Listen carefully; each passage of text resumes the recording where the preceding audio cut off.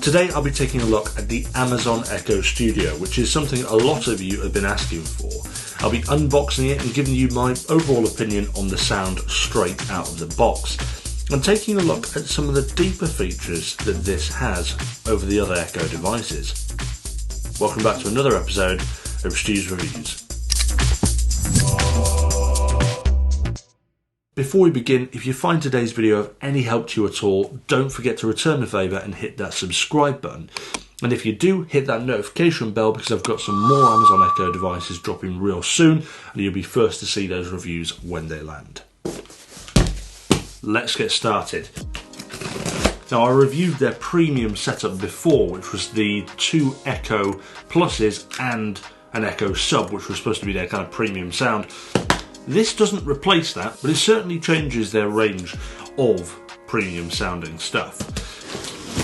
For starters, Amazon, why have you used plastic? That was unnecessary. Stop using plastic. And here it is. That is about the size I expected, actually. It's a little bit heavier than I expected. Oh, very nice. Look at that. This, I think, was very similar to the Echo bass. Ooh, look at that. That is a chunky device. That is a hefty device. My initial impressions are that this actually looks really quite cool. It is very reminiscent of the Echo Sub. Very, very reminiscent of it indeed. But the difference being that this has buttons and it also has a light on the top, which we'll go into in just a second. But overall, my opinion on the appearance is quite nice. This is a bit odd. They call it a bass aperture, which is supposed to allow more bass to kind of exit the device. I'll be the judge of that very, very shortly. Right, that is the device open. Let's dive into the specs. The Echo Studio is now Amazon's top-of-the-range single-unit speaker, taking the crown from the Echo Plus. If we take a look at the specs, it's easy to see why. Inside the fabric exterior sits 5 speakers, 3 mid-range, 1 tweeter and 1 bass unit, and it tunes these automatically to suit the area it's in to give it the best possible projection of sound. Its outside connections are limited, with a micro USB port, power and auxiliary ports, but also has a built-in Zigbee home hub for smart home connectivity. The outside of the device is pretty minimalistic, featuring the signature Echo light ring on top, alongside 4 control buttons for volume and activation. Perhaps a downside of the design is at the moment it only comes in a single colour, and in my opinion does look a bit like a robot's severed head. Despite this, I think it looks quite nice, and it will fit into most places and most styles inside the home. I've reviewed 2 Amazon devices recently, which was the Echo 3 and the Echo Dot with clock, which was their new announcements alongside this a few months ago. The Echo 3 did not set up well at all. Without doing anything, it's already recognised that this is in the area, whether that's through my account. Oh god, here we go, problem. Sorry, setup isn't going as planned. It failed to set up in a reasonable fashion, which is what Amazon kind of want. They want an easy to set up experience. The Echo Dot... Device is ready. What? What? It's not, is it? Set up instantly, so I didn't have to do anything. So it was very, very strange how I had 2 different experiences there. I'm hoping now that this will just set itself up. Ooh, we've got the Alexa light on top.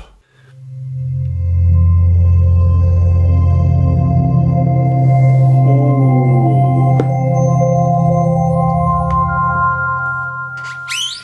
That sounds nice already. Let's put that there. Ready for setup. Go to your Alexa app and follow the instructions.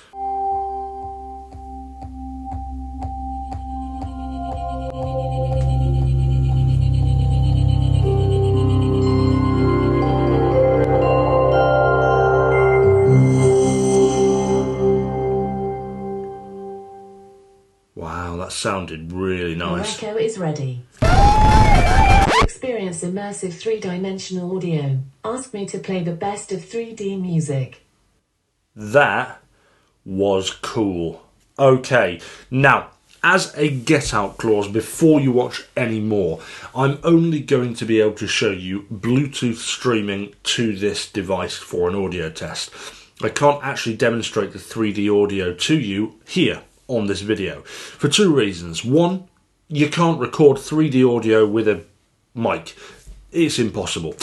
Two, all the 3D music on here is copyrighted, so if I showed that, then my channel will be banned and copyright striked and all that nonsense like that, which I don't want. So I'm going to use some no copyright music to stream to this and get an idea of what the audio sounds like straight out of the box. Let's dive into having a listen to some music on the Echo Studio.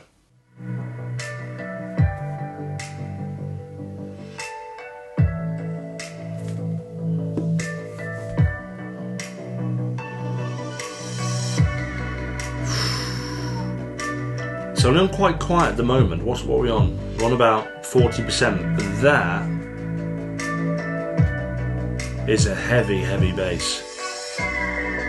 Good range though. Let's turn it up a little bit.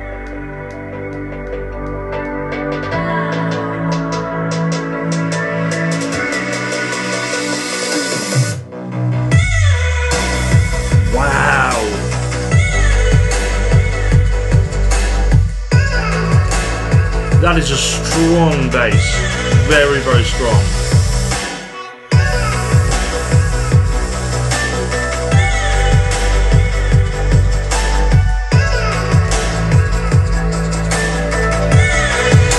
So I'm going to turn it on full. That is rattling my whole desk.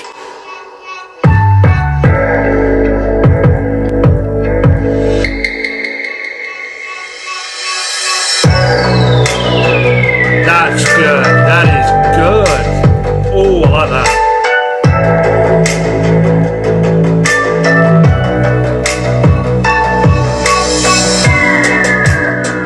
Very, very nice. That is a lovely sound overall. I'm really, really enjoying this. This is creating a rather nice soundscape. And it does this because it's got 5 speakers built into it, or 5 drivers. You've got 3 mid-range drivers. You've got one here, and one here, firing upwards. And you've got a tweeter on the front, which is a 1-inch small tweeter. And as well as that, you've got the downward firing bass, which is coming out of this bass aperture at the bottom. Overall, that is creating a very nice soundscape. And I can't wait to try out the 3D audio. Before I test out the 3D audio off camera, let's play something else and just see how it manages with that.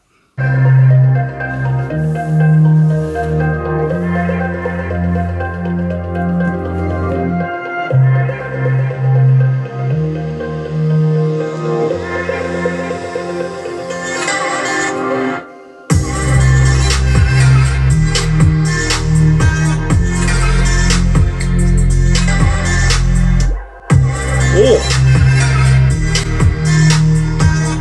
That's giving me goosebumps. That bass is very, very strong. I'd almost say it's ever so slightly overpowering as it is out of the box.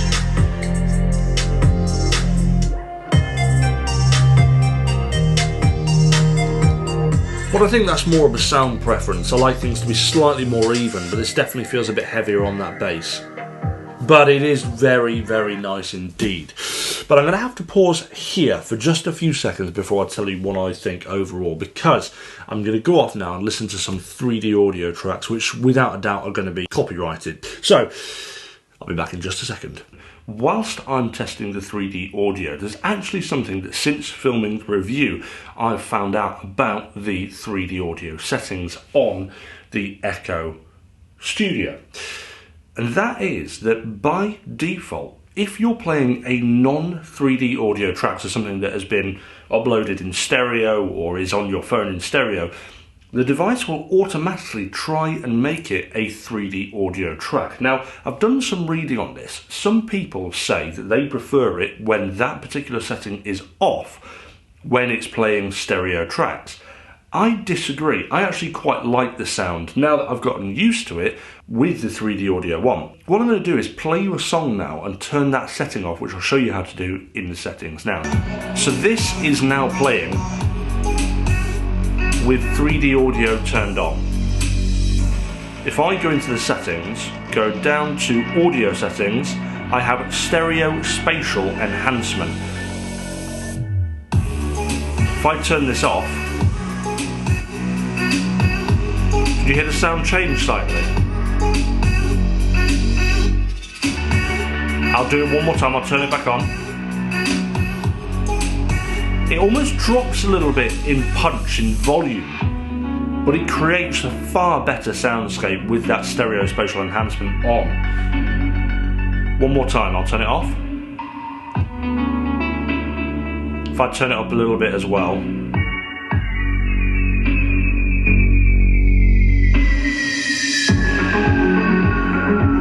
So I'm going to turn it back on now. And back off.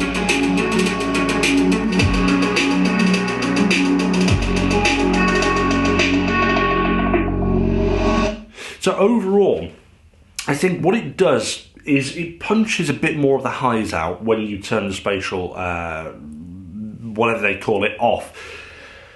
I do prefer the sound with it on. I genuinely do. I think it just sounds a little bit better in my opinion. But the personal preference in sound is completely subjective. You might love it on, you might love it off. All I'd say is when you get this, play around with that setting and see which one you'd prefer. The second and last thing I want to say before I talk about the 3D audio properly is that I got a question from one of my patrons, Neil, and he asked me if there's a way to retune the device once you've moved it. Because as you saw right at the very beginning, it tunes itself to the room. I've moved it into this room and it hasn't done the whole tuning process. Now, as far as I can tell, there is no setting to retune the device to the room that you place it in if you move it. As far as I'm aware, from what I can gather reading the descriptions on Amazon's listing, is that it automatically will tune itself if you play music for a period of time. It knows the surroundings. Now, I will clarify something as well. This isn't the best place to put it if you are using that kind of spatial 3D audio stuff, because it's quite enclosed. We've got a big shelf here and shelves here. It stops the sound being projected out. So if you are going to place this anywhere, somewhere like this is not a good place to put it. But I'm a little bit limited on where I can put it, so it's going to have to stay there for now. If you do manage to find somewhere in the settings to retune this device properly, then let me know. Or if you know anything that I don't know, let us know in the comments below. I'm sure everyone will be eternally grateful if you do know something that we don't know. So I'm back. I've had a good listen now to the audio from this, and I will say now that the 3D audio is pretty cool. It does such a good job of projecting the instruments and the voice. It's one of those things that you're gonna have to listen to it to believe it. It is very good indeed. My criticism here, though, is that obviously not every single song is going to be 3D audio. So if you are listening to stuff and expecting it to be in 3D, it's not going to work. Instead, you have to ask it to play a 3D audio playlist to be guaranteed that you're going to get 3D audio. I guess we'll just have to wait for most artists to update their stuff, which is a bit annoying, to be honest. But then again, you've got to push the boat out. You've got to push the boundaries. Because at the end of the day, when was the last time you used a floppy disk? Some of you might not even know what one of those are. But that proves my point. The fact that technology moves on, times change. And for me, that 3D audio sound coming out of there was something special. That was very good. It's just a shame that not everything is supported. But obviously I can just listen to normal music through it as well. And it sounds fantastic. But the real question is, how much does this cost? Now, if we look at some of the other Echo devices, you're looking at around sort of £80 for an Echo Plus. That gives you what they would have considered to be their top-end sound for a long time. Let's look at their set, which is the 2 Echo Pluses and a sub. For that, you're going to spend about, I think it's 250, 300 quid to get that set. This is £189 at the moment. I think that is phenomenal value for money. I genuinely do. Because the sound that comes out of this is very special, I think. Now, who does this appeal to? I think the type of person that this will appeal to is somebody like me who has an Echo Plus in their living room. The Echo Plus is a good sound, don't get me wrong. It's very, very good for the size. But I've always wanted something a little bit bigger with a bit more punch that isn't a massive faff like the two Echo Pluses and a massive bass unit. This is sleek, still small, but not so small that it impacts the sound. Honestly, the quality of sound that comes out of this device for the size is perfect for a living room. So if you are an Amazon Echo user and you're looking to update your sound to something that's definitely a bit better than anything else you'll have listened to from Amazon so far, then this is worth every single penny. And do you know what? If they keep these in stock, this is going to sell so well this Christmas. I can guarantee that, because it's just fantastic. It really, really is. If this is your first Amazon Echo device, you'll be amazed. If this is not your first Amazon Echo device, and you're upgrading from, let's say, a standard Echo or an Echo Plus, you're going to absolutely love it. If you found today's video at all helpful, don't be afraid to hit that like and subscribe. And if you do hit subscribe, hit that notification bell as well, because I do have some more Amazon devices dropping very, very soon. We've got the Amazon Echo Flex, which I'm quite interested to take a look at, which is their kind of very, very, very budget range version of a Dot, which is already budget, so I'm really looking forward to seeing what they do with that. But yeah, hit that notification bell and you'll see when that lands. Other than that, a massive shout out to all my current patrons. Can't thank you enough. Without you, Stu's Reviews wouldn't be Stu's Reviews. And I'll see you back for another episode of Stu's Reviews soon.